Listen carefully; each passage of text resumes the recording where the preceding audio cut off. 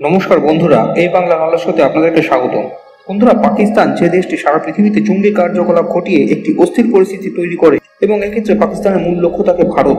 কিন্তু পাকিস্তান ভারতে যতবার জঙ্গি কার্যকলাপ চালিয়ে ক্ষতি করার চেষ্টা করেছে, প্রত্যেকবার ভারত এমন ভয়ঙ্কর জবাব দিয়েছে যা সামলাতে না পেরে পাকিস্তান ভারতের পায়ে এসে পড়েছে যাতে যুদ্ধ বন্ধ করা হয়। ভারতের হাতে মার খেয়ে পাকিস্তান সারা পৃথিবীতে লুটিয়ে বেড়াচ্ছে যে পাকিস্তান নাকি যুদ্ধে জিতে গেছে এবং ভারতের ওপর হামলা চালিয়ে ভারতের অনেক ক্ষতি করেছে। কিন্তু ভারত অনেক সহনশীল দেশ এবং পাকিস্তানের জঙ্গি কার্যকলাপ এবং অবান্তর প্রলাপে সবসময় প্রতিক্রিয়া না দিলেও ভারতের একটি পরম বন্ধুরাষ্ট্র ইসরায়েল, যে দেশটি তাদের বিরুদ্ধে যখনই কোনো প্রকার জঙ্গি কার্যকলাপ হয় তখন কোনো রকম প্রতিক্রিয়া না দিয়ে সরাসরি ভয়ঙ্কর আক্রমণ শুরু করে দেয়। ইসরায়েলের চিরশত্রু হামাস জঙ্গিদের বিরুদ্ধে ইসরায়েল বহু বছর যাবৎ যুদ্ধ চালিয়ে আসছে। হামাস জঙ্গিরা হলো ইসরায়েলের কাছে একটি দুরারোগ্য ব্যাধির মতো, আর পাকিস্তান ওই হামাস জঙ্গি এবং প্যালেস্টাইনের সমর্থনে বিভিন্ন সময় ইসরায়েলকে হুমকি দিয়ে আসছে। শুধু তাই নয়, রিসেন্টলি কাতারের উপর হওয়া ইসরায়েলের হামলার বিরুদ্ধে পাকিস্তান সোচ্চার হয়েছিল এবং ইসরায়েলকে হুমকি দিয়ে বলেছিল যে পাকিস্তানের কাছে যে পরমাণু বোমা রয়েছে সেগুলি ইসরায়েল যদি আবার আরব দেশগুলির উপর হামলা চালানোর চেষ্টা করে তাহলে ইসরায়েলের হামলা থেকে আরব দেশগুলিকে রক্ষা করতে পাকিস্তান পরমাণু বোমা প্রয়োগ করবে ইসরায়েলের উপর। পাকিস্তান এই কাজটি করে একটি বিরাট বড় ভুল করে ফেলেছে। তা হয়তো পাকিস্তান এবার হাড়ে হাড় টের পাচ্ছে, কারণ ইসরায়েল একটি পাকিস্তানি জাহাজের উপর ভয়ঙ্কর হামলা চালিয়েছে, আর সেই হামলা কোনো ছোটখাটো হামলা ছিল না। এই হামলাটি চালানো হয় ড্রোনের সাহায্যে। যে পাকিস্তানের জাহাজটির উপর হামলা চালানো হয় সেটি একটি এলএনজি গ্যাসের শিপমেন্ট নিয়ে আরব থেকে পাকিস্তানের দিকে আসছিল, আর ওই জাহাজটি যখন ইয়েমেনের কাছ দিয়ে যাচ্ছিল তখন একটি আর্ম ড্রোন ওই জাহাজটিতে অ্যাটাক করে এবং জাহাজটিতে আগুন ধরে যায়। ওই জাহাজটিতে 20 জন পাকিস্তানি ক্রু মেম্বার ছিল।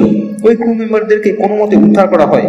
এক্ষেত্রে অনেকে ভাবতে পারেন যে এই হামলাটি ভুলবশত হয়ে গেছে, কারণ ইয়েমেনের হুতি বিদ্রোহীদের উপর ইসরায়েল প্রায়শই হামলা করে থাকে। হুতি বিদ্রোহীদের উপর হামলা চালাতে গিয়ে হয়তো ভুলবশত ইয়েমেনের কাছ দিয়ে যাওয়া ওই পাকিস্তানি জাহাজের উপর হামলা হয়ে গেছে। না বন্ধুরা, এক্ষেত্রে আপনাদেরকে বলে রাখি যে কোনো এয়ার স্ট্রাইক করার আগে ভালোভাবে গ্রাউন্ড সার্ভেলেন্স করে নেওয়া হয় এবং যে টার্গেটের উপর হামলা করা হবে সেটিকে অত্যন্ত নিখুঁতভাবে স্ক্যান করে নিশানা বাড়ানো হয় যাতে 100% অ্যাকিউরেসির সঙ্গে হামলা চালানো হয়। আর ইসরায়েলি বায়ুসেনা কতটা অ্যাকিউরেসির সঙ্গে হামলা চালাতে সক্ষম তা এর আগে ইরানের ভেতর এয়ার স্ট্রাইক করে ইরানের টপ নিউক্লিয়ার সায়েন্টিস্টগুলিকে মারা হয়েছিল তখন তা সারা পৃথিবী দেখেছে। ইরানের ওই সায়েন্টিস্টগুলি যে বহুতল অ্যাপার্টমেন্টের যে ফ্লোরে এক্স্যাক্টলি যে রুমে ছিল সেই রুমে মিসাইলের সাহায্যে এমনভাবে অ্যাটাক করা হয়েছে যে ওই বহুতল অ্যাপার্টমেন্টে শুধুমাত্র ওই সায়েন্টিস্টের রুমটি ক্ষতিগ্রস্ত হয়েছে এবং সায়েন্টিস্টটি মারা গেছে। সেই জন্য পাকিস্তানের জাহাজের উপর হওয়া ইসরায়েলের ওই ড্রোন হামলাটি ভুলবশত হয়ে গেছে তা হতে পারে না। আর তাছাড়া সমুদ্রপথে একটি জাহাজ পাকিস্তানের দিকে যাচ্ছে সেই ইনফরমেশন পাবলিকলি অ্যাভেলেবেল এবং তা অবশ্যই ইসরায়েলি সেনাবাহিনীর কাছেও ছিল। আর সেই জন্য ইসরায়েলি বায়ুসেনা খুব সহজে ওই পাকিস্তানি জাহাজটিকে টার্গেট করে হামলাটি চালিয়েছে। আর এর মাধ্যমে ইসরায়েল পাকিস্তানকে একটি কড়া মেসেজ দিয়ে দিল যে গত কয়েক সপ্তাহ যাবৎ আরব দেশগুলির উপর হওয়া হামলার বিরোধিতা করে পাকিস্তান যেভাবে আরব দেশগুলির সমর্থনে ওকালতি করছিল তা যেন বন্ধ করা হয়, তা না হলে এর ফল ভালো হবে না। আর ইসরায়েল চাইলে যখন তখন যেভাবে খুশি পাকিস্তানের উপর হামলা চালাতে পারে, তার জন্য ইসরায়েলের খুব একটা চিন্তা ভাবনা করার দরকার নেই, কারণ ইসরায়েলের পেছনে মিলিটারি এবং ডিপ্লোম্যাটিক পাওয়ার হিসেবে ব্যাকআপ দেওয়ার জন্য দাঁড়িয়ে রয়েছে আমেরিকা। আর রিসেন্টলি সারা পৃথিবীর সবচেয়ে ধনী এবং প্রভাবশালী দেশগুলির মধ্যে একটি দেশ হলো কাতার, যে দেশটির উপর ইসরায়েল হামলা চালিয়েছে এবং সারা পৃথিবী তার বিরোধিতা করলেও তাতে ইসরায়েলের কিছু যায় আসেনি।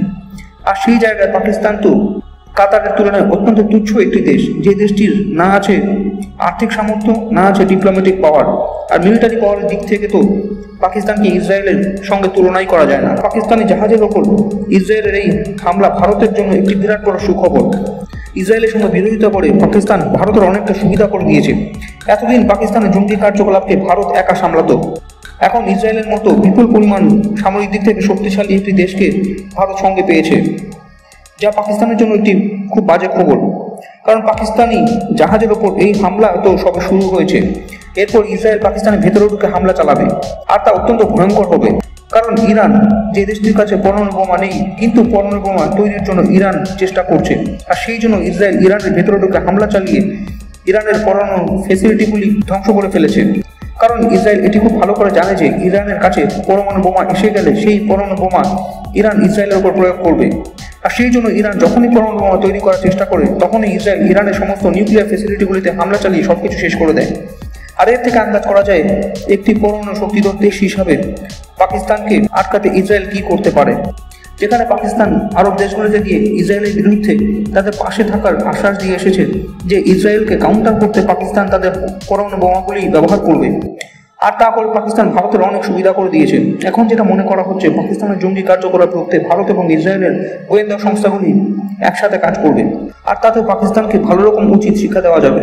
তো বন্ধুরা, এই বিষয়ে আপনাদের কি মতামত তা কমেন্ট করে জানান, এবং ভিডিওটি ভালো লাগলে লাইক করে চ্যানেলটিকে সাবস্ক্রাইব করুন। ধন্যবাদ।